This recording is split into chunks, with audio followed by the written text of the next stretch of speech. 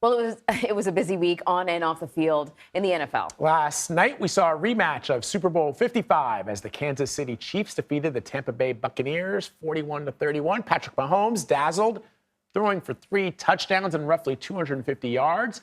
Bucs QB Tom Brady sustained an arm injury, but said he is, quote, all right. For more from around the league, let's bring in CBS Sports NFL analyst and former league executive Rick Spielman. Rick, good to see you.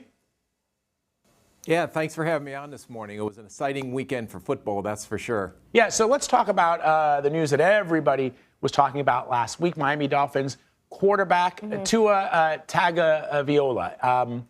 He's been, I guess, one of the individuals who's responsible for this policy that the Dolphins have has been fired in the wake of his injury Thursday night. Do you see the NFL making any changes in the wake of what we saw with Miami and the concussion protocols that are in place? Will there be any changes or updates to them, we should say? Yeah, no, first of all, thoughts and prayers go out that Tua has a full recovery, because what you've seen on TV, you've seen it Sunday, 2 weeks ago when he played the Buffalo Bills, and then you've seen the images of him laying on the turf Thursday night in Cincinnati.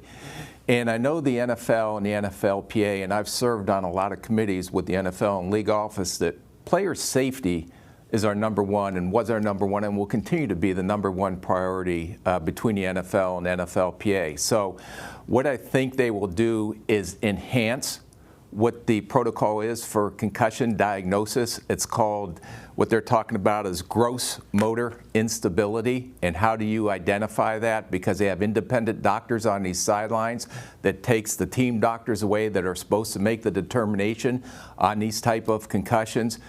But being on these committees, I know that we in the NFL and the NFLPA changed a lot of rules for the player health and safety, and the biggest rule was taking the head out of the game.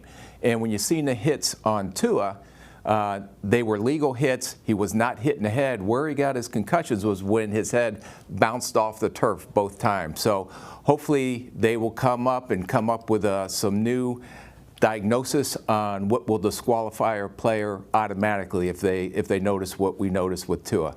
Yeah, you know what it almost felt like to me, especially now that this individual has been sort of reprimanded, or I don't know exactly what's happening with him, but it felt like they were going through a checklist, and they were like, well, he passed the checklist, but then no one sort of stepped back and said, well, let's just look at this, though. No. Even though we got everything checked off, he's still, like, that's not the way you want a player to get up, you know? And maybe they'll be a little more independent. No, and it has to pass the eye test. And if we are watching it from TV and you see a guy stumbling, that's not normal. That didn't look like a back issue to me, although I'm not saying that I'm a doctor. Yeah. But then you've seen how his hands were and how his body responded to that hit when his back of the head hit the turf in Seattle, or in Cincinnati.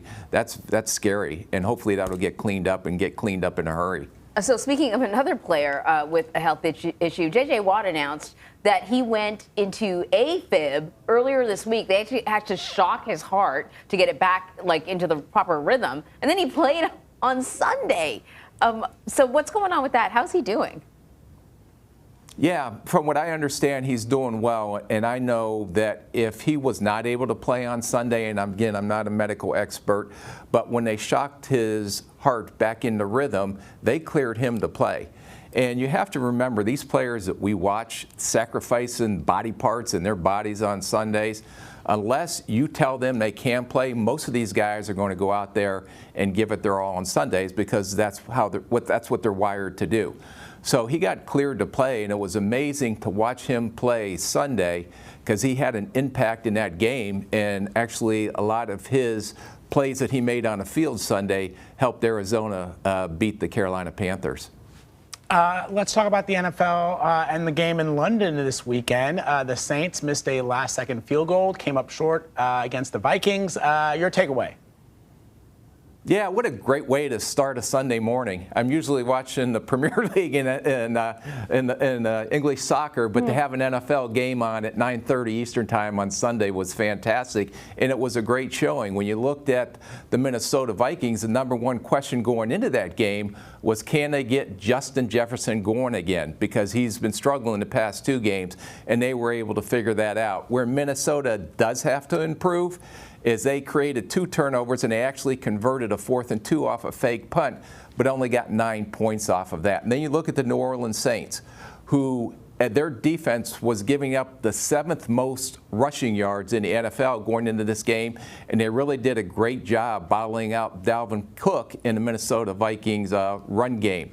The thing that I have, and the question is that Andy Dalton came into this game first time start. He's been an NFL veteran, won a lot of games, been very successful in the league, and he was out a lot of major playmakers on the offensive side of the ball for the New Orleans Saints. So my biggest question is, with the way he played and how he led the Saints in that game, with with playmakers missing on the offensive side of the ball, will there be a quarterback controversy in a Big Easy coming up?